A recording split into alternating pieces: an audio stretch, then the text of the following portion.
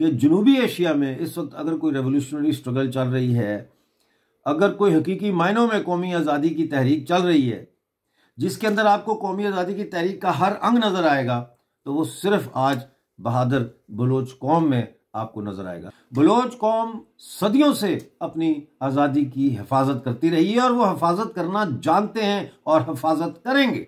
मैं मुतालबा करता हूं कि United nation human right council का जो बोर्ड है, उसका पाकिस्तान मेंबर है, उसको हटाया जाए वहां से। जो इतनी ज्यादा खिलाफ वर्जियां कर रहा है इंसानी हकूक की, उसको आपने इंसानी हकूक की आलमी कमेटी में शामिल किया हुआ है। यार कोई कॉमन सेंस भी कोई चीज़ है, कोई अकल को हाथ मारे हैं आप। हेलो, मैं हूं डॉक्टर अमजद मिर्ज़ा और आप देख रहे हैं Balochistan news exclusive on radio Himalaya news. नाज़रीन, कल जो है वो पहली बरसी थी शहीद कमाश शौकत उर्फ कमाश दिलदार की। इन्होंने 2014 में बलूचिस्तान लिबरेशन फ्रंट में शमूलियत इख्तियार की और 11 सालों तक बड़ी जफाकशी के साथ इन्होंने पाकिस्तान की जो काबिज फौज है बलूचिस्तान पर, उसका मुकाबला किया। कई ऑपरेशंस में ये शरीक रहे और ब्रास के कई कार्रवाइयों का हिस्सा बनकर इन्होंने पाकिस्तानी फौज को धूल भी चटाई। 31 जनवरी 2024 में अवरान के इलाके स्या गजी के मकाम पर बलोच राजी आजोई या संगर यानी ब्रास की एक कार्रवाई के दौरान पाकिस्तानी फौज पर हमले के वक्त हादसाती तौर पर इनका जो रॉकेट लॉन्चर था वो फट गया, जिससे ये शहीद हो गए। तो ये उनकी तस्वीर है जो आप देख रहे हैं। इनकी पहली बरसी जो है वो कल मनाई गई। दूसरी जो हमारे पास खबर है वो बलोच नेशनलिस्ट आर्मी की है, जिन्होंने ऑपरेशन जेरोक किया है कल आज सुबह यानी 31 जनवरी 2025 को। जो सुबह से मेरा मतलब है कि जो रात और सुबह के दरमियान का जो पीरियड होता है उसमें, यानी 30 की रात और 31 की सुबह को ये हमला किया उन्होंने ईरानी मकबूजा बलूचिस्तान पर। इन्होंने 5 जो है वो ईरान के सर्वेलेंस टावर जो है, कम्युनिकेशन टावर जो होते हैं, उनको तबाह किया। एक फ्यूल टैंकर जो है, तेल का जो टैंकर था, जो रेवोल्यूशनरी गार्ड कोर जो है ईरान की फौज उसको बिलोंग करता था, यानी उनका था, उसको भी उन्होंने उड़ा दिया। और ये मलिक इंटेलिजेंस यूनिट है उनकी, जो बलूचिस्तान नेशनलिस्ट आर्मी है, उनकी इंटेलिजेंस के ऊपर ये बेस करके ऑपरेशन किया गया था।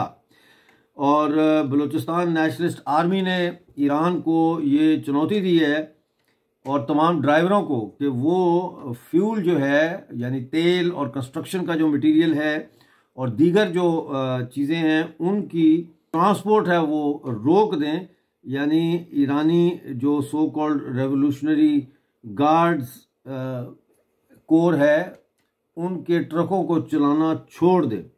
दूसरी खबर यह है कि कल हुब में जबरी तौर पर लापता किए गए 2 भाइयों की बाजियाबी, इनका नाम है यासिर और जुनेद और चाकर भुगटी, इनकी अदम दस्तयाबी, यानी 2 भाई हैं यासिर और जुनेद और तीसरे जो हैं लापता वो उनका नाम है चाकर भुगटी, इनकी अदम दस्तयाबी के खिलाफ सनती शहर हुब चौकी में लवाहिकीन जो हैं उनकी फैमिली मेम्बर्स, उन्होंने कराची कोयटा मरकजी जो हाईवे है उसको ब्लॉक कर दिया और एहतजाज किया। ये उसका फोटो आप देख सकते हैं।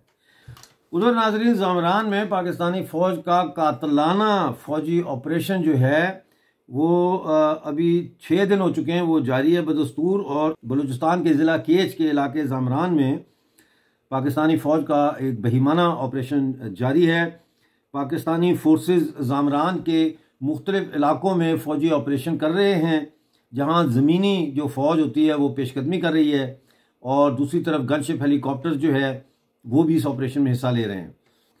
नाजरीन, बलूचिस्तान लिबरेशन आर्मी BLA ने कोयटा में एक फ़ौजी कारिंदे को हलाक करने का दावा किया है। इस कारिंदे का नाम था महबूब शाह और BLA के तर्जुमान आज़ाद बलोच ने कहा है कि 29 जनवरी की रात को जब उनके सर मचार कोयटा के इलाके हद्दा में मनुजान रोड पर फायरिंग कर रहे थे, तो उस फायरिंग में निशाना जो है वो महबूब शाह था और उसको हलाक कर दिया गया।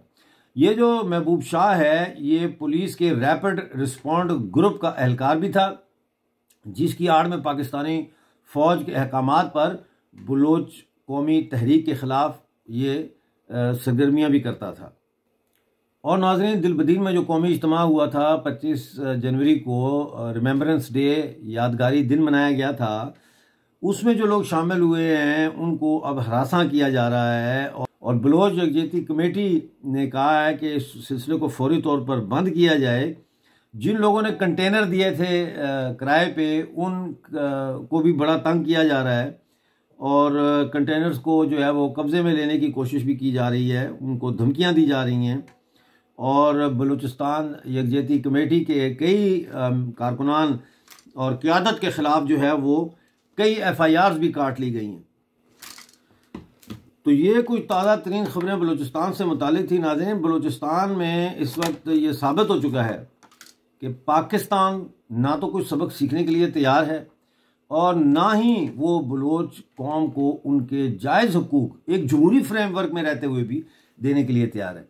क्योंकि अगर पाकिस्तान बलूचिस्तान के अवाम को उनकी जमहूरी हकूक़ देने के लिए आमादा हो तो फिर ये फौजें नहीं जाती, फिर बातचीत होती है।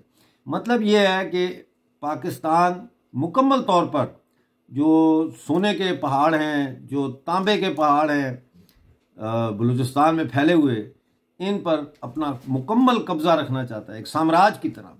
लिहाजा फिर इसका जवाब जो है वो बलोच कौम मुकम्मल आज़ादी की तहरीक चला कर दे रही है। यानी कि अगर आप हमें जीने नहीं देते अपने ही घर में, अपने ही फ्रेमवर्क में, तो फिर हमारा इस फ्रेमवर्क में रहने का क्या फ़ायदा है? उससे क्या ये बेहतर नहीं है कि फिर हम अपना अलहदा से फ्रेमवर्क बनाएं, हम आज़ादी हासिल कर लें। और इस वक्त नाज़रीन, मैं बार बार ये आपको बताता हूँ कि जनूबी एशिया में इस वक्त अगर कोई रेवोल्यूशनरी स्ट्रगल चल रही है, अगर कोई हकीकी मायनों में कौमी आज़ादी की तहरीक चल रही है, जिसके अंदर आपको कौमी आज़ादी की तहरीक का हर अंग नज़र आएगा, तो वो सिर्फ आज बहादुर बलोच कौम में आपको नजर आएगा। जहां जमहूरी सतह पे भी जदोजहद हो रही है, एक गैर मुसल्लह पुरअमन जदोजहद जो डॉक्टर मारंग बलोच और सिमी बलोच, सबिया बलोच डॉक्टर साहिबान जो है, इनकी क़यादत में चल रही है, जिसमें लाखों लोग शामिल होते हैं। यानी कि यूनिवर्सल विल वहां पे लोगों की फॉर्म करने में इनका बड़ा इंपॉर्टेंट किरदार है।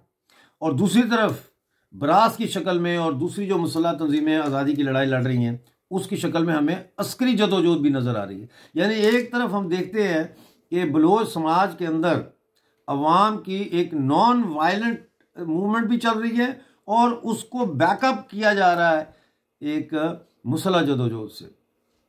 मेरा ख्याल है इससे ज़्यादा तो अब बलोच कौम से आप तवक्को नहीं कर सकते। बलोच कौम ने अपना हक अदा कर दिया है, उन्होंने सर नहीं झुकाया। और नाजरीन, मैं आपको बताऊं, ये आज की बात नहीं है। बलोच कौम सदियों से अपनी आज़ादी की हिफाजत करती रही है और वो हिफाजत करना जानते हैं और हिफाजत करेंगे, वो हिफाजत करेंगे। सवाल ये है कि बलोच कौमी आज़ादी की इतनी बड़ी तहरीक जो चल रही है, वो क्या अक़वाम मुत्तहिदा को नज़र नहीं आ रही? क्या United nation human right council वालों को नज़र नहीं आ रही? और मैं मुतालबा करता हूं कि United nation human right council का जो बोर्ड है, उसका पाकिस्तान मेंबर है, उसको हटाया जाए वहां से। जो इतनी ज़्यादा खिलाफ वर्जियाँ कर रहा है इंसानी हकूक़ की, उसको आपने इंसानी हकूक़ की आलमी कमेटी में शामिल किया हुआ है। यार, कोई कॉमन सेंस भी कोई चीज़ है, कोई अकल को हाथ मारें आप। आपने पाकिस्तान को शामिल करके अपने ही इदारे की क्रेडिबिलिटी पे सवाल खड़े कर दिए। समझ नहीं आती आपको? बहरहाल, thank you very much for watching radio Himalaya news, Balochistan news exclusive. मिलते हैं अगले प्रोग्राम में। उस वक्त तक के लिए अपना बहुत ज़्यादा ख्याल रखिएगा।